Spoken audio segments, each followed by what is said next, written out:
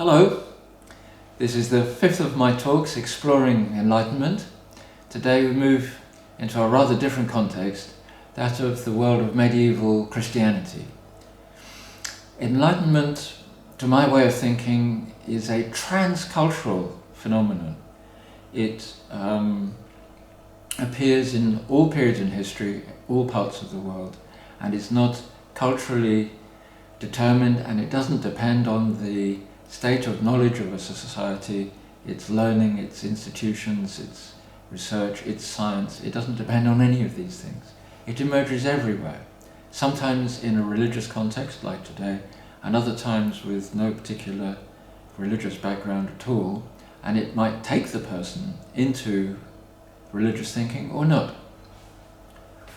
How it takes a person is very different, but today when we look at Meister Eckhart, we will find somebody whose similarities with the Buddha are really quite startling, and a personality that has many common factors.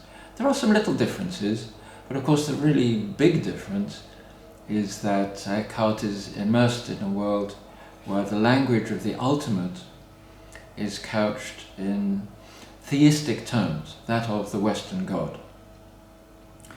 Now, to deal with the fact that Eckhart is immersed in a world where God is this highest and most important aspect of religious thought, contrasted to the Buddha's, where he deals with multiple gods. He bills himself as a teacher of gods and men.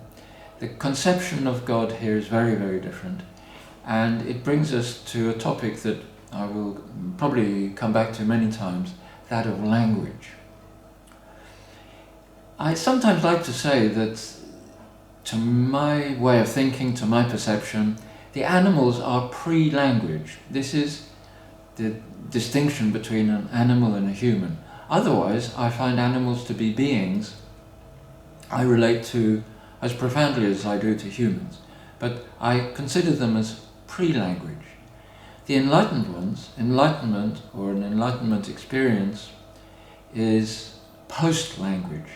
So when I introduced my own experience in India, I talked about ending of thought for 6 hours, to be without thought for 6 hours, but another way to put it is to be without language. So an enlightened person is post-language, but clearly when they talk to us they are using language, and they can think using linguistic terms and invent systems of explanation and invent teachings, complex teachings of enlightenment as the Buddha did, a complex analysis, all of which is presented in language. But the real difference for an enlightened person, I would say, is this: they are free of language, whereas up to that point, language in some ways is the prison which confines a person and prevents them seeing their cosmic self, their infinite nature, their timeless self, or in the Buddha's terms, prevents them from perceiving the unconditioned, prevents them from experiencing nirvana or the deathless. So I'm going to begin today with some thoughts on language drawn from Wittgenstein, Jung and Freud, and elaborated in my own particular way. The first point to make is that words denote things or experiences we have in common. And a classic example would be the word table. It's something we all experience. It's a flat surface raised up.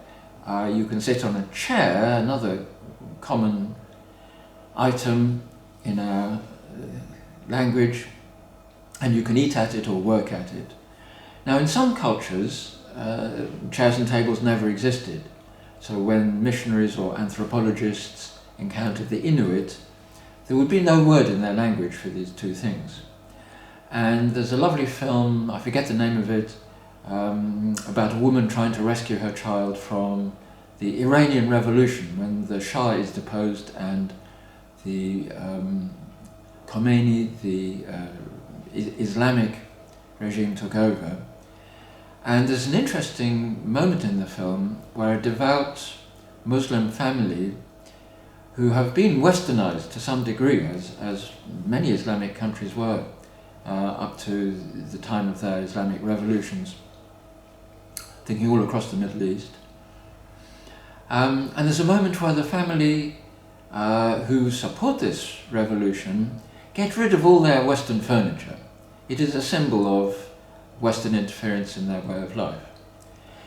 The point being that mostly a word like table carries no emotional baggage. And this is where Freud is very useful, because he has this word cathexis. It means the emotional loading on something.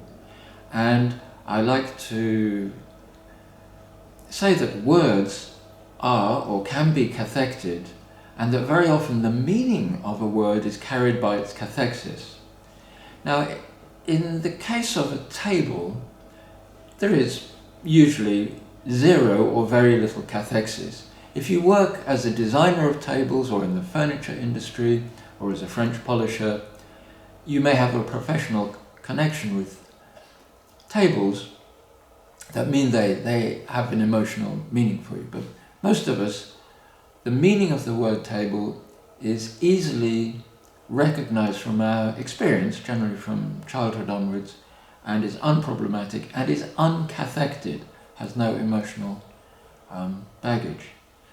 Now, something else that might be uncathected is quantum theory. This is a much more complicated term in our language, requires a huge amount of background to understand, very complex. It's an abstract term instead of a concrete noun.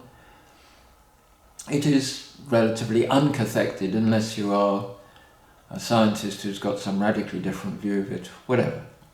And the whole range of words in between, then the meaning of a word will lie more in its experience and very little in its emotional loading. And some words are not in our experience, or we don't really know what the experience is that it's pointing to, but are profoundly cathected. And the word God is one of those.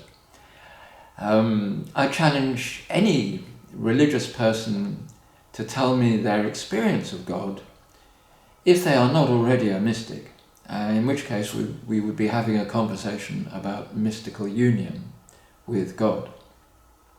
But generally speaking, God is an abstract term, the meaning of which is conveyed almost entirely by cathexis. And if you are religious, if you are Christian, then the cathexis is positive. There is no more positively and profoundly laden word than God. One speaks it with reverence, and in a tradition like Judaism, for instance, it is regarded as sacrilege or blasphemy to name God. God must remain unnamed because it is so ultimate. So we have a spectrum of words from table to God, and here I'm going to bring in Wittgenstein, who says that the meaning of a word is its usage. And this is very good as far as it goes, because the other way of looking at the meaning of a word is through its etymology, what it meant when it was first coined, perhaps thousands of years ago, and how it has undergone change. One of my favourite words I had to look up was the word which was directed at Gore Vidal and his prose and his style of speaking as meretricious. This interlocutor accused him of being meretricious, and Vidal said, "Meretricious?" And the man repeated the word, and Vidal came back again, "Meretricious?" And again his interlocutor insisted upon it, and Vidal managed a wonderful put down. This is skill in language. He said, "Well, meretricious and a happy new year to you." So I had to go away and look up the word, and it comes from Latin. It's connected with the word merit, but basically it's the female meretrix it comes from, which means a woman who earns, and is therefore a prostitute in that culture. So this chap was accusing Vidal of being a tart, or using in the dictionary definition now of being gaudy or flashy in his use of language. It's actually almost a compliment, because Vidal is very skilled in language. But the point is, the etymology takes us back to a time of a very different meaning. This man wasn't accusing him of being a prostitute. He might have got a different response if he was. But my point here is that etymology, however interesting, because it shows us how ideas change over history, shows us the origin of meanings of words, is not their meaning now, it is their usage that is the meaning. This is Wittgenstein's point. But I like to take it further, because Wittgenstein and the dictionary assumes that these definitions are received within a uniform culture. So let's say I live in England, English culture is perhaps represented by the BBC and newspapers and things like that. But the reality I've found through life is that there's not a uniform culture out there. In my hometown, I mingle with lots of different types of people, and they all occupy what I would prefer to call subcultures. Yes, there may be a common ground, they may all be content to describe themselves as English in the way that the BBC represents the English, but they will have backgrounds or preoccupations, jobs or hobbies or religious affiliations, which mean that they spend almost all their time relating to people with within the same subculture, and you can take very simple examples. Actually, one I like is mods and rockers. I mean, the motorbike was invented when the internal combustion engine came out, and for a real biker like myself, the engine is an important feature of it. It features in the machine. Later on came the scooter, where the engine was hidden away, and you've got nice panels that hide it, and you can step onto it, and generally you can dress nicely and zoom off into town. The scooter was very important when young people back in the 60s, say, didn't have the money for cars generally. And so scooter culture developed alongside a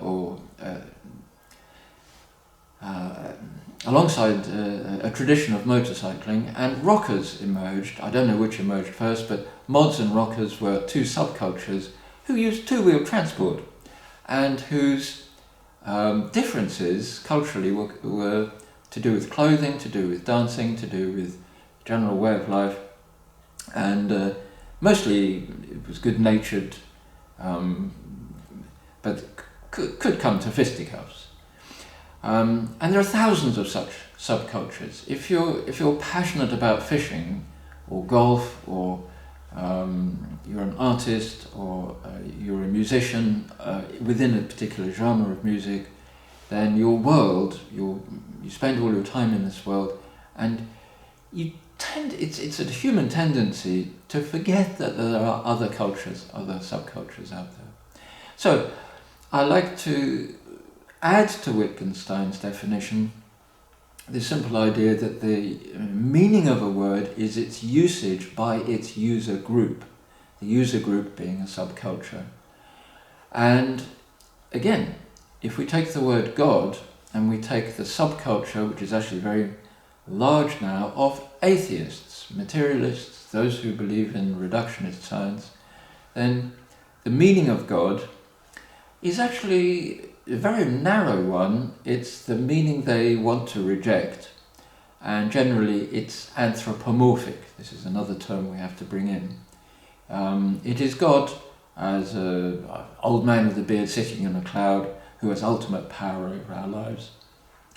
And an atheist like Richard Dawkins has dedicated his life to demonstrating that this God does not exist, is a fantasy, and he gets quite upset when he discovers that other user groups for the word God, that is different religious groups, or particularly mystics or great thinkers through Christian history, may define it in rather a different way, a very different way. And that's going to be important with Eckhart. And then he says, well, the word God becomes flabby. Well, words are flabby if you have multiple user groups for the word for whom the term or the word is cathected differently. I hope you see how all these little ideas are joined up.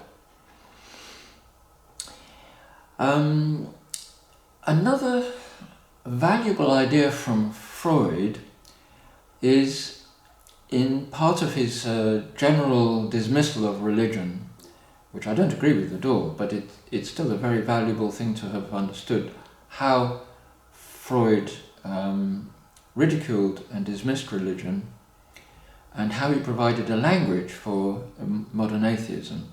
I see modern atheism as having three foundations, in fact, in Freud, in Marx, and in Darwin. Darwin was a reluctant atheist, if he ever became one. Marx was a precocious and vituperative atheist, meaning an angry atheist, and Dawkins also. There seems to be an emotional thread of anger running through his work that drives him to try and prove again and again the non-existence of God, as defined by Dawkins. Now, interestingly, Dawkins thinks that the God of Spinoza is trivially true. I don't think there's anything trivial about the God of Spinoza, but Dawkins is right, that here God is defined very differently. We'll come to Spinoza another day. He's marvellous, he's wonderful. But the point about looking at God here is to try and get some feel for the world of Eckhart. One more point about the word God. It is positively cathected by worshippers, by religious people. It is negatively cathected by angry atheists. For others it has no cathexis and no meaning whatsoever. It's not like table, it's not something in their experience. People bang on about it positively or bang on about it negatively. It's like, well, who cares? That's a middle ground. So here's the point again about language, that words, the meaning of words, if they're not in ordinary shared experience, and we're talking about abstract terms now, if you don't share the cathexis of that word, then they just don't mean anything. One more thing to say, perhaps, bringing in Jung this time. He has the idea of a collective unconscious. And I would say that in the Western collective unconscious, if you give credence to the idea, you may not, but if you do, then I would say that God is deeply cathected in our collective unconscious. Hence it is not so often that you find somebody completely indifferent to the word. And so a person may be a modern, broadly atheist, humanist, scientific-leaning person, and yet God is still cathected and still has a certain kind of meaning that you try and find in Eastern religions. So a lot of writers on Buddhism who don't believe in God still land up trapped in the language of God because that's their heritage, without having considered Wittgenstein's point, or the additional point that the meaning of God is very different to different user groups. Okay, so that's a bit of an introduction to language. We'll pursue that further later on and in further talks. And a bit of an introduction of how I'm hoping to convey the meaning of the word God to Eckhart, and how we can move from there to the Buddha's non-theistic, non-God world, and see that the two men are doing something so deeply parallel, so deeply similar. So, a little introduction to Eckhart is required. Meister Eckhart was actually his first name, apparently. And for many people who are interested in Enlightenment today, they may have come across the name Eckhart in our contemporary teacher Eckhart Tolle, who's a very interesting and wonderful teacher. I will have some things to say about him, I guess, at some point. Though really, he can speak perfectly well for himself. Eckhart is not on YouTube as himself.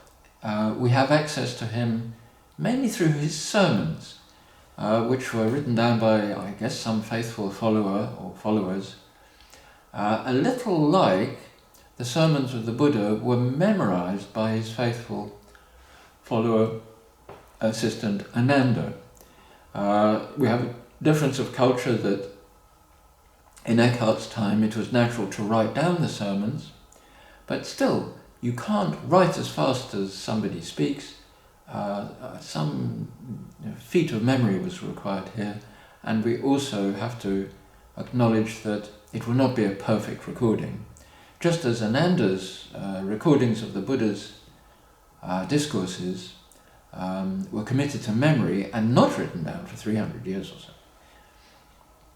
Nevertheless, the sermons of Eckhart and the discourses of the Buddha make two very interesting parallels. They are extensive, though the Buddha's is vastly greater, with vastly more repetition. Eckhart's is a fairly long haul to go get through his sermons. I think I'm a third of the way through, something like that. And I've been reading it a little bit in parallel with the Buddha. The sermons are given in church to a Christian audience, and he's a remarkable teacher. I don't know if other teachers, perhaps he strays furthest from the sort of orthodoxy you'd expect from a Catholic priest of the time, and it is no surprise that his teachings gained the attraction of the Inquisition, and he was under investigation before his death, though no pronouncement was made during his lifetime. He is remarkable as an extraordinary Christian mystic of the period who remains uncanonized. I believe there's still a desire amongst certain groups to see him made into Saint Eckhart, but it is quite understandable that the Catholic Church did not canonize him. His thinking doesn't fit that well into the mainstream. But he's our entry point, if you like. If we're making a journey from the Buddha to the Christian mystics more generally, he's a wonderful entry point for us to consider. He lived in the 13th to the 14th century. I don't understand any of these terms, but he was a prior and then a provincial superior for Saxony, which was a huge region. I don't quite understand his responsibilities, but you could make a parallel with whatever responsibilities he had as a clergyman to the responsibilities that the Buddha acquired, I think reluctantly, towards his Sangha, where he had to make various decrees or regulations of governance, and became, if you like, the ruler of a small kingdom, which is exactly what he tried to escape from earlier in his life. It's a lovely little twist of karma that I might go into one day. Not even the Buddha can escape his karma. But it's another parallel. What is interesting about Eckhart is that I don't know how much administrative work he had to do or whether he had to settle disputes, but he was responsible for something like 47 convents, and he established 3 new ones or something like that. And it's possible that he was filling the role that has run through Catholic history of the spiritual advisor. This is a position rather lost to Western thinking. The spiritual advisor is not a priest who gives sermons. It is not a guru in the Indian sense. It's something in the middle. And typically a male spiritual advisor will visit convents, and the nuns who are engaged on a spiritual journey towards a goal not so dissimilar to the Buddha's nuns.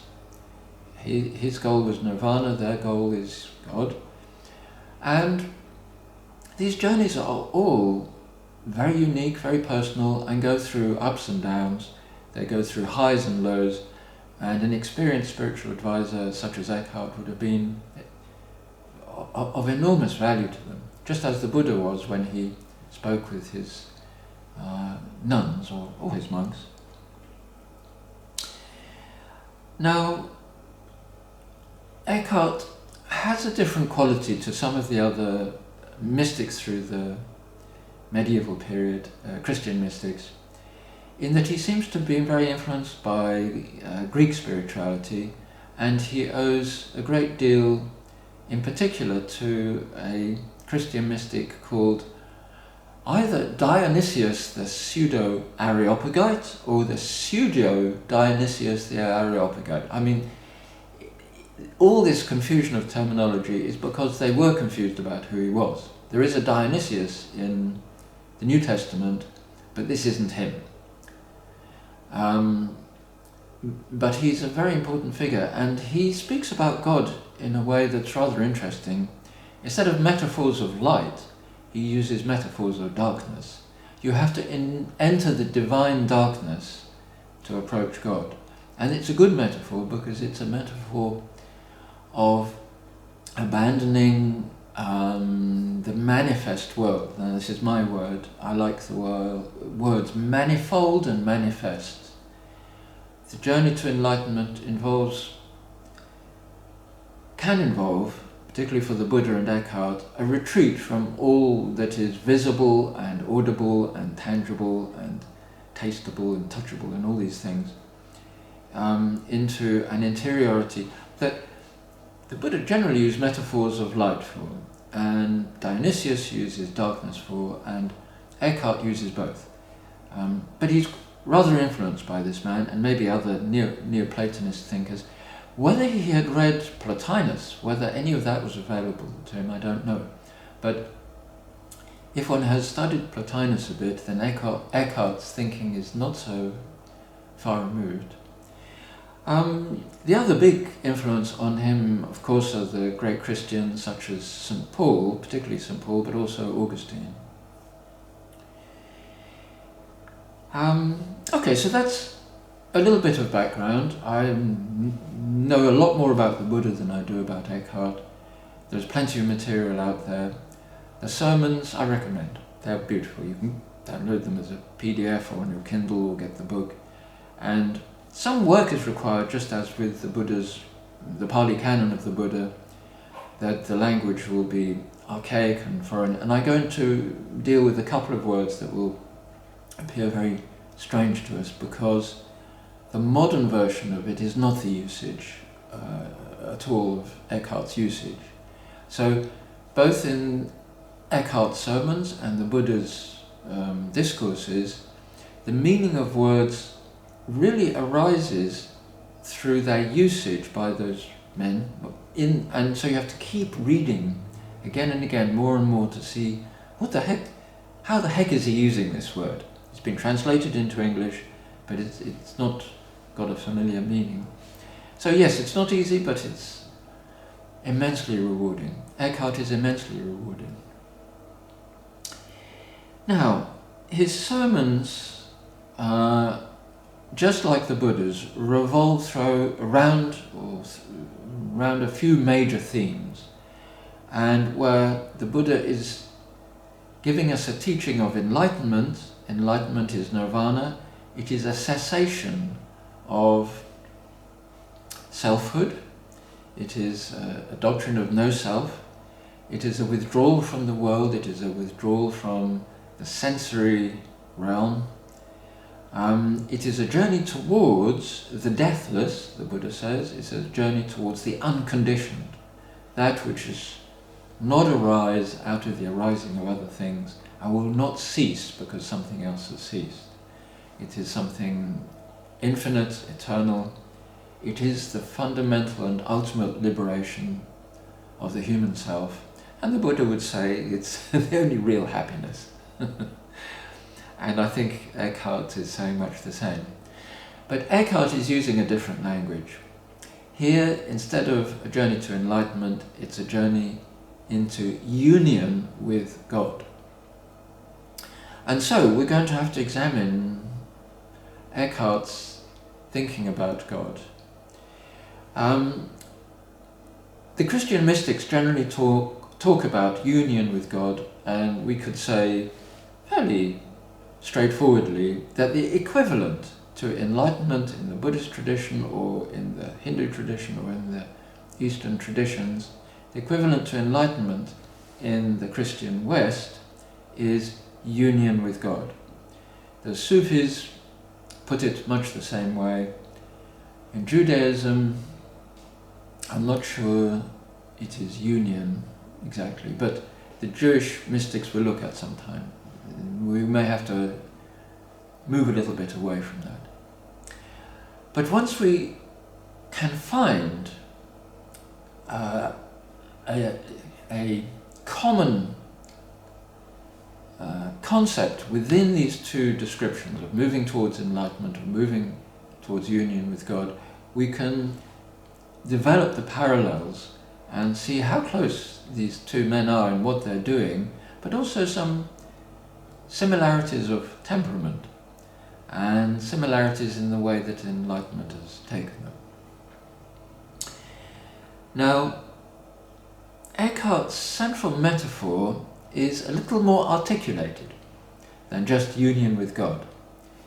He certainly is teaching us no self, the abandonment of self, the abandonment of the selfish preoccupation with our immediate goals and desires and self-importance. So I'm using, as I've said before, the term no self just as a shorthand for something really quite subtle and very big. But Eckhart is saying, and says very often quite explicitly, that when you move out, when you abandon self, then God gives birth to the Son in you, the Son being Jesus Christ. So we are becoming Christ. We are, in the Buddhist tradition, becoming Buddhas when we become enlightened. For Eckhart, we become Christ. You can see that this is a little bit unconventional.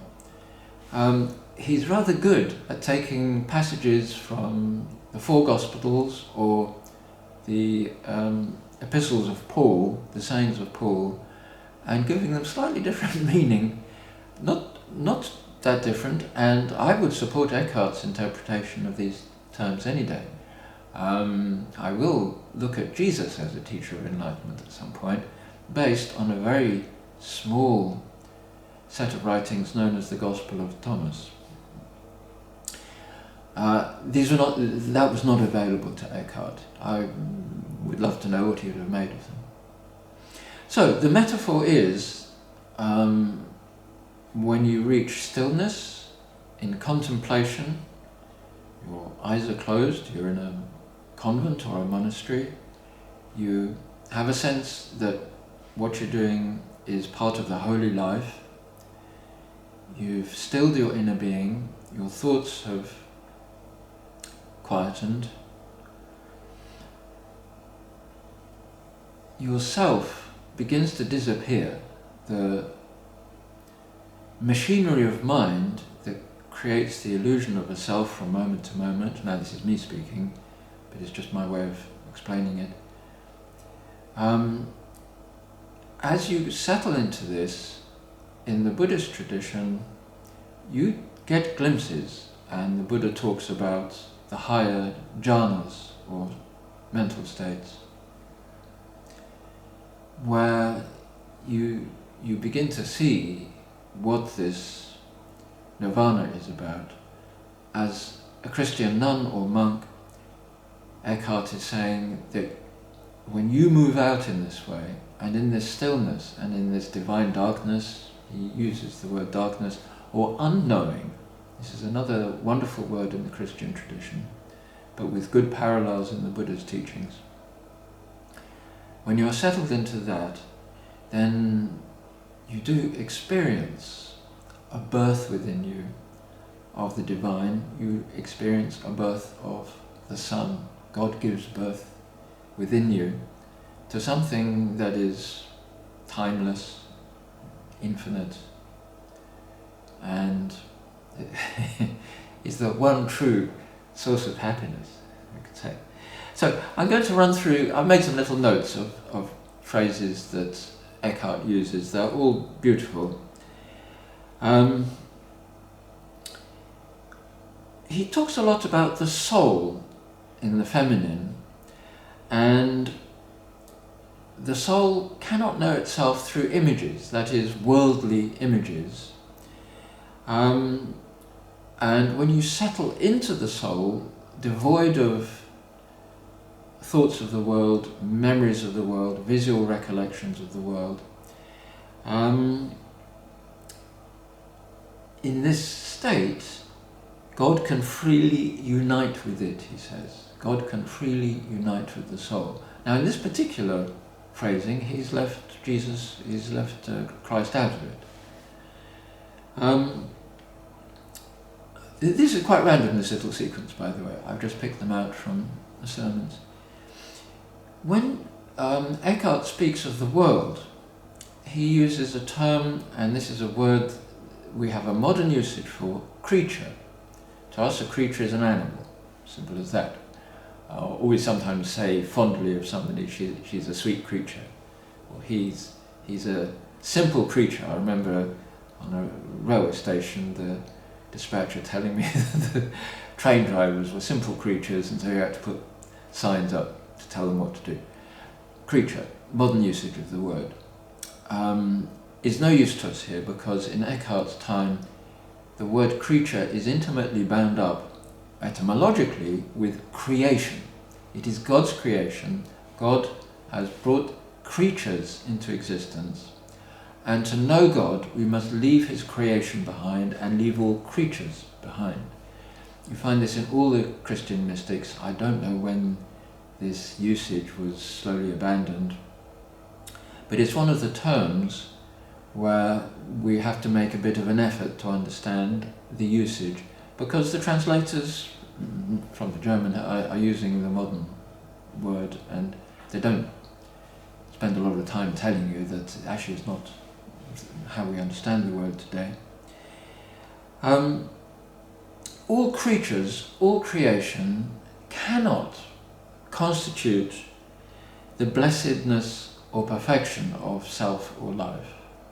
Only God can do that. Only the soul, in abandoning creatures, coming into simplicity, into darkness, into unknowing, can meet or unite with God. If God shall enter, the creatures must simultaneously go out. You find this in all the Christian mystics. I think Teresa of Avila, I may have quoted her before, saying that to know God you must deny his creation. It's a common idea. And if we transpose that into the Buddha's times, we can't use the term God, but clearly he is asking us in the sixth sense basis to abandon all worldly sensation, abandon all lust or desire or delight in worldly sensation. The two systems are so similar, because ultimately anybody who stumbles into this enlightenment is stumbling into the same thing. They're going to use their tradition more or less. The Buddha doesn't use his at all. He delights in taking familiar words to his words that are familiar to his interlocutors, Brahmins for instance, and using their own tradition in words in slightly different ways or very different ways. And they seem unperturbed by it in the discourses. In the Christian world it is not so easy. As I mentioned, Eckhart was under investigation by the Inquisition for his repurposing of biblical phrases and terms. He does quote Jesus in a very troubling passage that many priests have stumbled over for 2,000 years, where Jesus says, "Unless you hate your mother and father as I do, you will not enter the kingdom of heaven." More recent translations have used the word disregard your mother and father. Yes, I think there's truth in this, that your conventional self is deeply bound up with what your mother and father have taught you, And in some ways, Jesus is a great psychologist here, and Eckhart is following him. You have to get your parents out of your head. As a father or stepfather myself, I'm very comfortable that my sons have to get me out of their head, and it's a long journey. It's not easy to do. So Eckhart says, yes, you have to get your mother and father out of your head.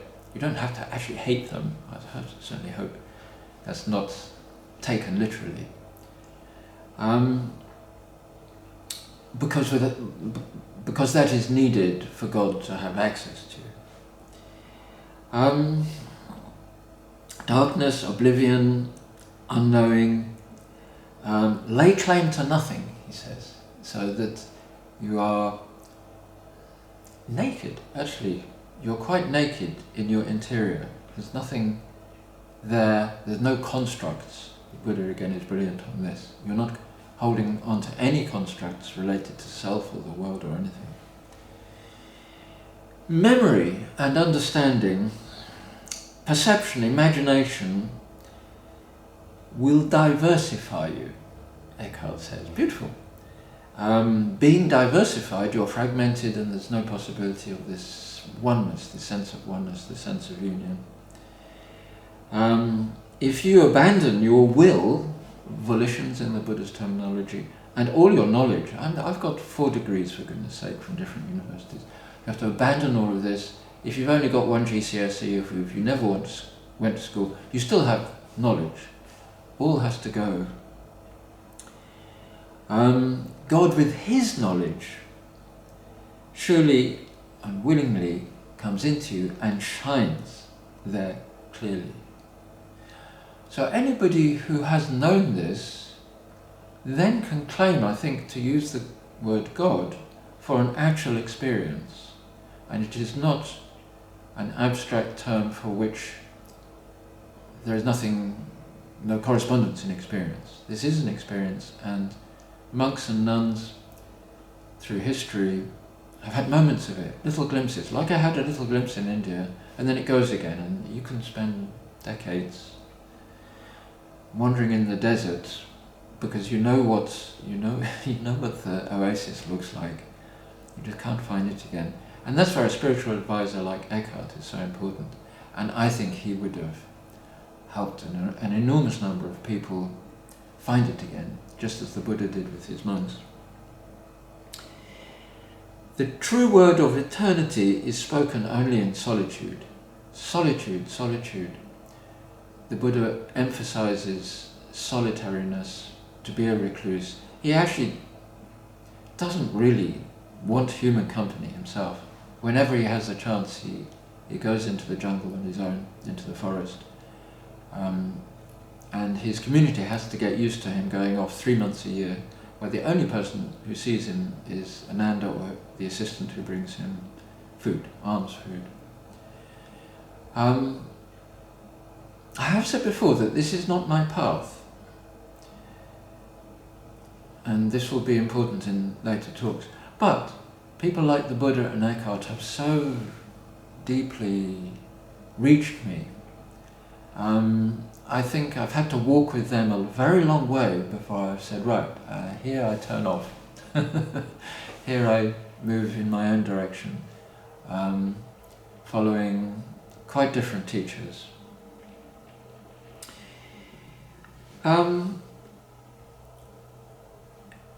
The Buddha was an ascetic, extreme ascetic. The extremities of his original practice didn't lead him to enlightenment.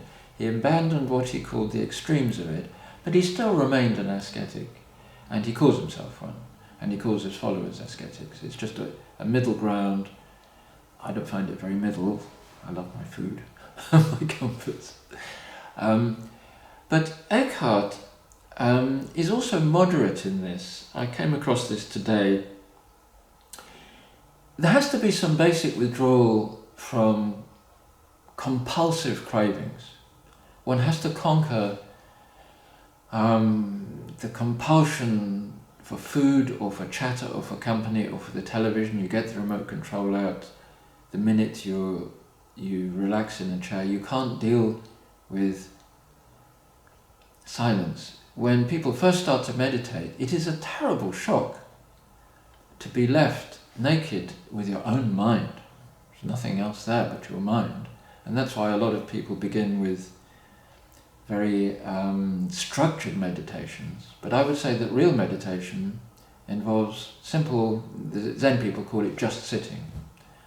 And then once you get used to your mind and all its chatter, it's not so much of a shock, but it can unhinge you if you're not used to it. And what in the modern world we've come to do to hide from this interiority, which is sort of full of chaos, we turn on the telly or occupy ourselves. When you become a monk or a nun, or you enter a religious order, you are very deliberately moving away from that.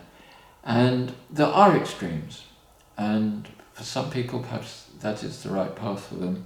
But Eckhart has a very nice balance here.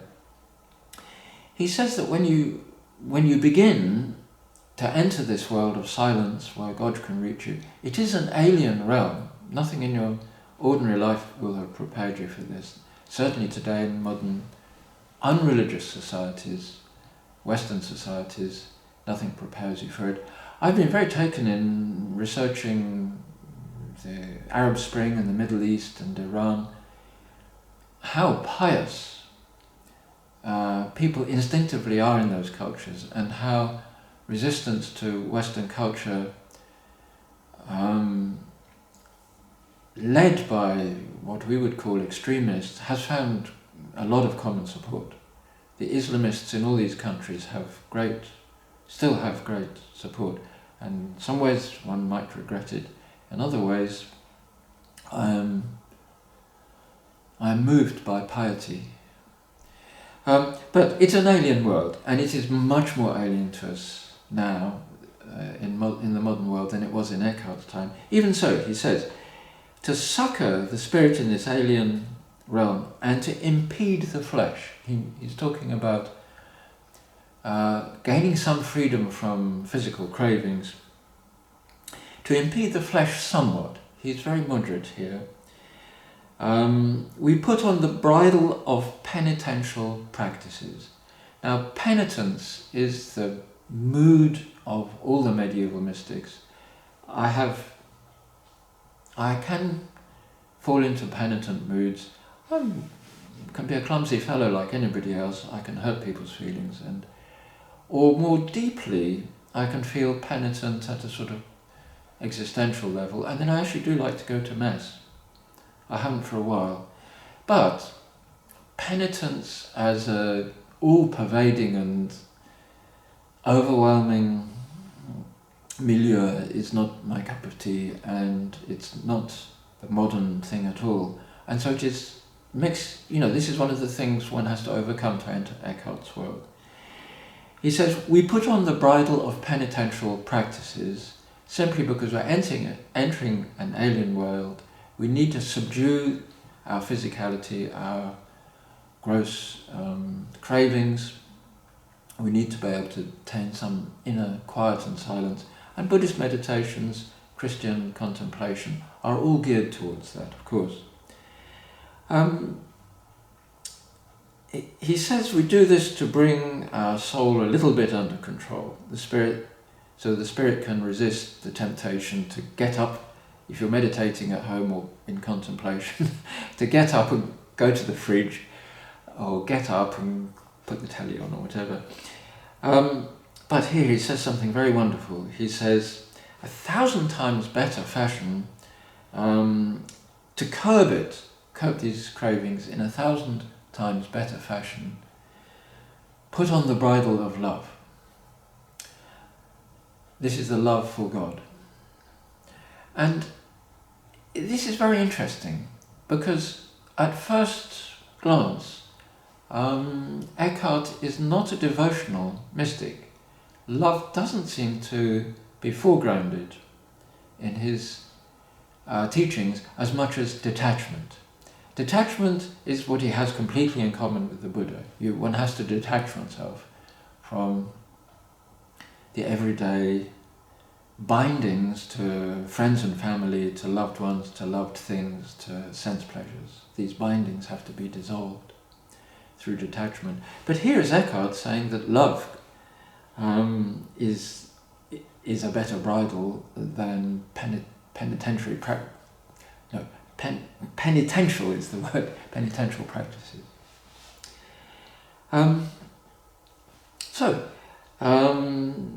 He says wonderful things. I cannot see what is one. God is one, it's not plural, it's not divided, doesn't have parts. And so we cannot use our ordinary sight to see God. We see God with something very inner. He is full of beautiful, extraordinary phrases, and they well up clearly from his inner being and not from having learned scripture or studied theology, which he has done. They take him into the use of language which is unique and would have got him into much more trouble had he lived long enough. And I want to finish with one last thing, coming back to this difficulty we have with God. This is just one sentence from him, and we can take something very big from it. He says, when God takes form in the soul and infuses it, that's a lovely word. I think the Buddha uses it somewhere too. There's a limited number of metaphors that you can draw on for these experiences. So you have the sense that God has entered you, or that God has given birth to the Son in you, which is different metaphors for the same thing. If God enters you in this way, if you then take him as light, or a being, or as goodness, if you recognize anything of him, that is not God. So, the experiences of a divine light, yes, all mystics talk about this. The Buddha's disciples talk about this. He talks about it. He talks about the higher states of being, the 8 jhanas I've mentioned before. It is still not nirvana. It is still not God. But the most important element in this sentence is that if you take God as a being, that is not God. And this is, I think, the thing I will cling to or come back to in dealing with all of the Christian world and the attempt to make the parallel between union with God on the one hand and enlightenment on the other. That God is not a being. He is not a supreme being. He has no characteristics of beings. Beings are volitional entities. This is my own language. They have agendas. They are existentially real. Again, this is the 3 ways I characterize beings of any type, whether embodied in the human form or in animal form, or not embodied in gross material form, but in some subtle form, which the Buddha talks about endlessly. Incidentally, the Buddha's devas have a good equivalent in Eckhart's angels, though the Buddha converses all the time with them, whereas Eckhart does not seem to converse with them. So we can leave Eckhart behind with this idea that he introduces to us the idea that God is not a being. God is something much less describable. And in the Christian theological tradition, this would be a language of God that is called the via negativa, or the apophatic tradition, and aligns itself, the apophatic tradition of God aligns itself with the ideas of enlightenment. So, that's only a very brief introduction to Eckhart. If it inspires you to read his sermons, wonderful, because there's a great treasure to be found there. If you have a broadly Christian background and you can enter into the spirit of this apophatic or via negativa world of God, then Eckhart is waiting for you as a teacher of enlightenment. He's just there. But also as a door to the other Christian mystics.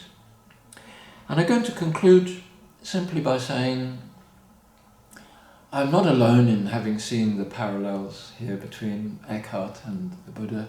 A lot of commentators have, going back a century and a half or a good while. Arthur Schopenhauer, the German philosopher, thought that Eckhart and the Buddha were teaching exactly the same thing. He included a third teacher, which I'm not convinced of yet, but I might investigate. He included himself. He said, myself, Eckhart, and the Buddha teach the same thing. Okay, well, but he's making an equivalence between Eckhart and the Buddha, which I think is absolutely valid. And another great figure on the other side of it, T.D. Suzuki, who I think I've mentioned before, also sees very strong parallels between Eckhart and the Buddha. And one last thought, to leave it there today.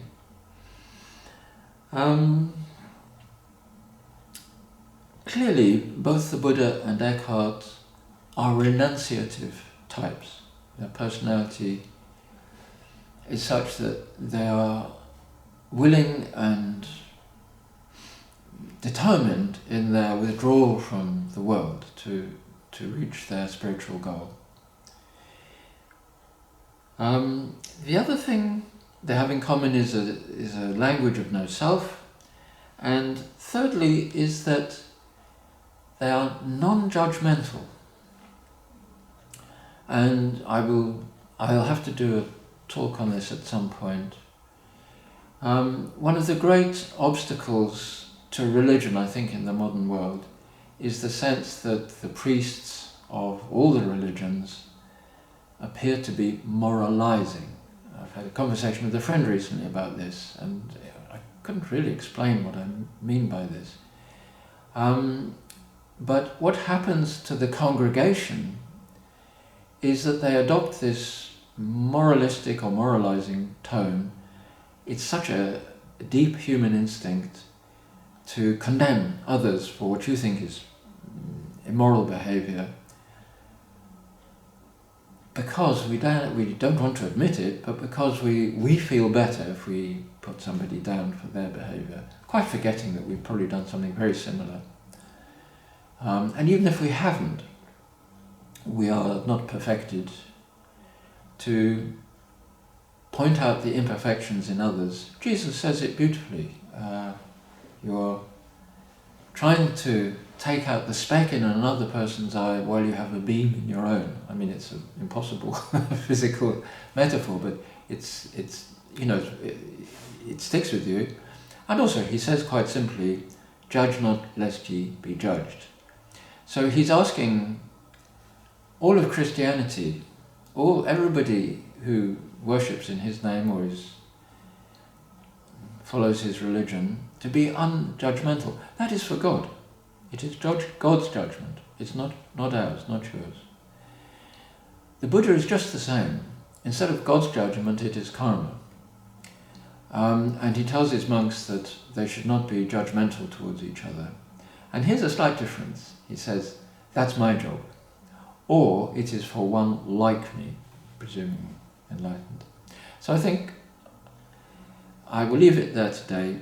Eckhart is, of all the Christians I've met, the least judgmental, the least moralizing, though clearly, both for the Buddha and for Eckhart, an ethical life is a prerequisite. You can't enter into this inner silence if you are disturbed by guilt or moral shame, is the term the Buddha uses.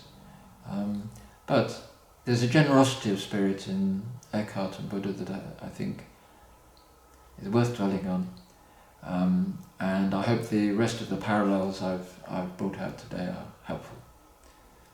Thank you for listening. Take care.